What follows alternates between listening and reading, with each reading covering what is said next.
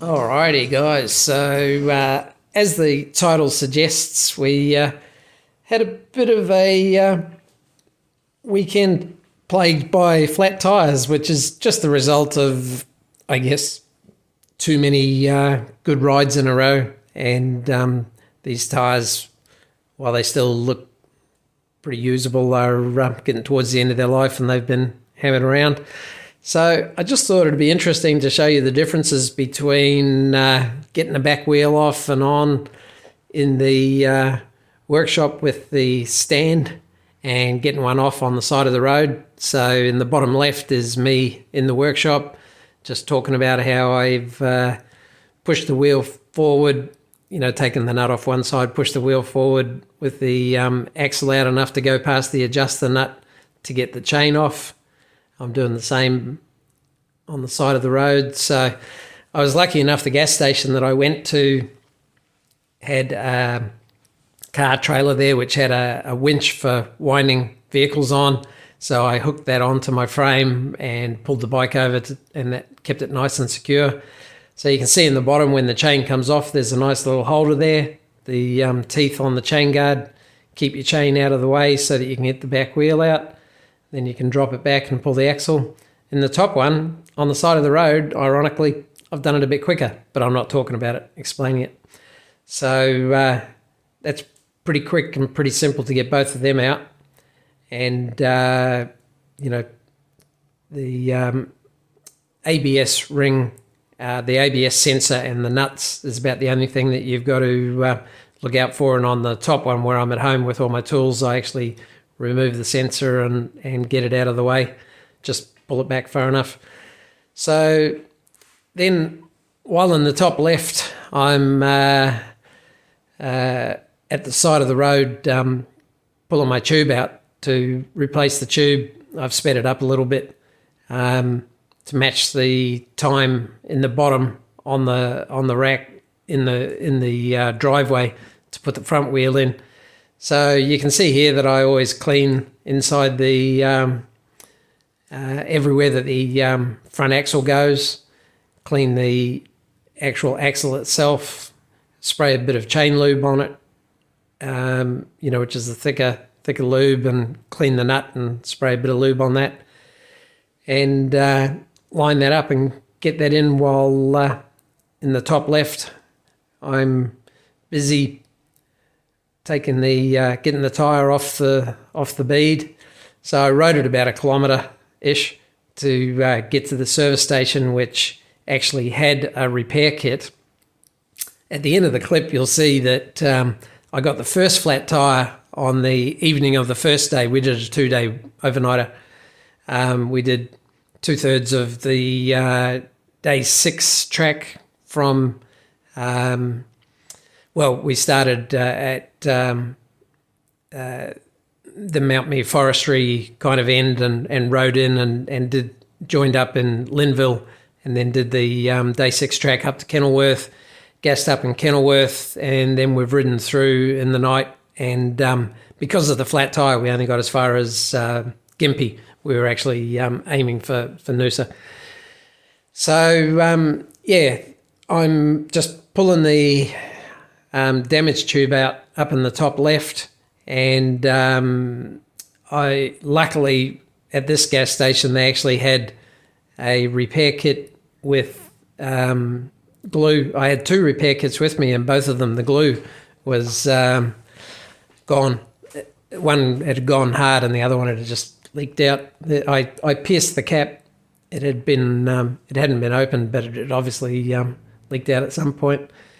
So that's just me putting the patched tube that I pinched flat on the first day. This is the end of day 2's ride, and I'm actually on my own here because I'm riding home to pick up the ute to go and get Alan, who is on the side of the road because he got a flat front tyre, which is the picture right at the start. So, 3 flatties for the weekend. So she's new tyres all around, new tubes all around as soon as this is done. But, I'm just putting the tube back in and then carefully putting the tyre back on, making sure I don't pinch that one, and get that all together. So with the front tyre, there's actually front wheel, sorry, there's actually a little bit of a process for doing that up, where you do up the left pinch bolt, tighten the axle, undo the left pinch bolt, and then run through a bit of a procedure to get it all parallel, because the right fork leg is floating, as I'm pointing there. It can float. So you need to make sure that you position that correctly. So yeah, we'll see what brilliance I come up with to explain that process.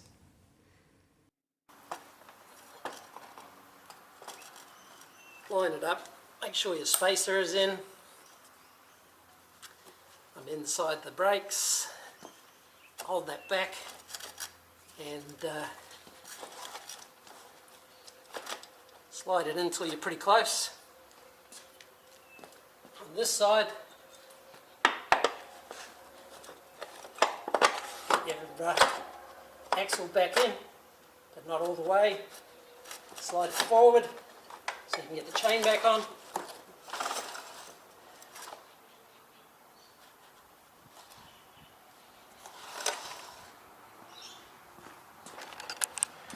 And then, because both these wheels are the same, the chain adjuster remains the same.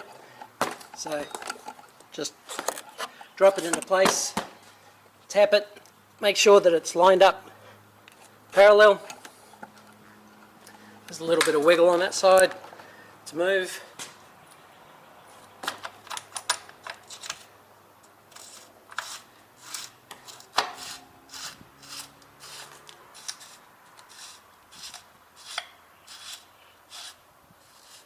Now before you go cinching it up, give it a kick, make sure that it's up. You see it slides down as soon as you do that.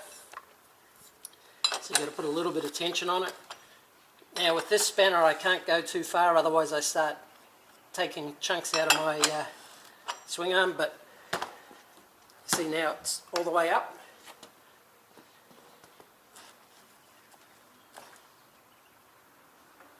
This side's all the way up. I've had a look on both sides. The markings are the same. You've got 5 indentations, top and bottom, on these markers, and there are marks at the top that you can line up. Whichever one lines up the closest, you just have a look at. So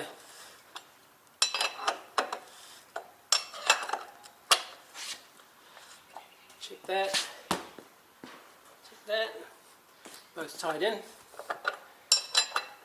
This one I do a little more, maybe enough to lift a medium-sized kangaroo. Push the ABS ring in, sensor, make sure it's snugged up.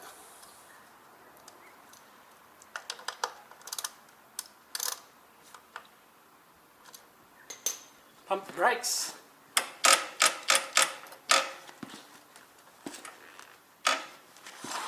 Pads are back down, and this is the perfect time to oil the chain.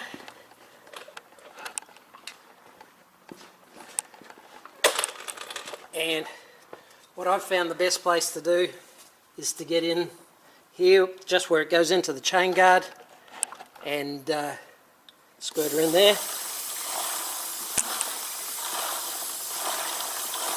You can see it's running a bit more freely. I don't do that until after the bike has dried.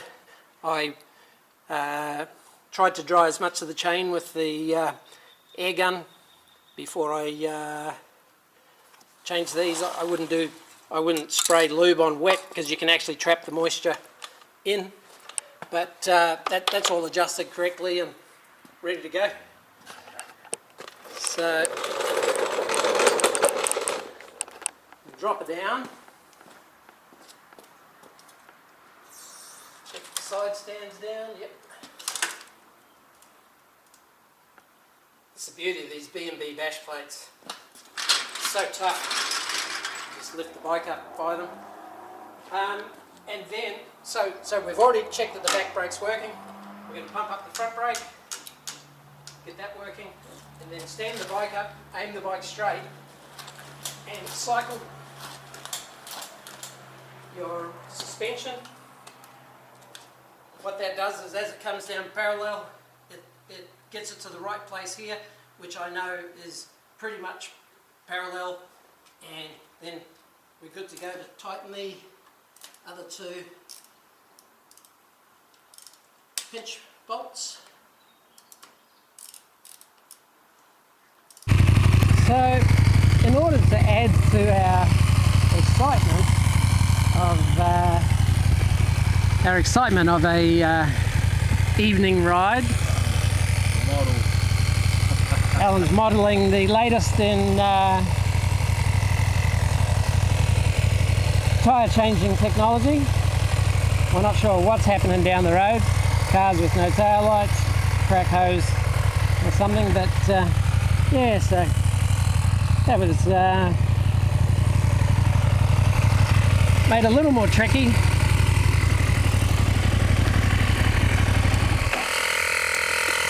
By the fact that the two, not one, but two. Come on the beat here, you. It'll take a while. The two glues that I had, because we found a hole, were no good. One more. Oh well. Excitement.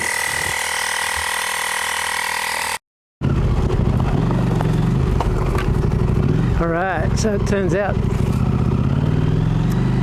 that was a dead end off the track, taking us completely the wrong way and ending up in a ravine. Not adventure bike friendly.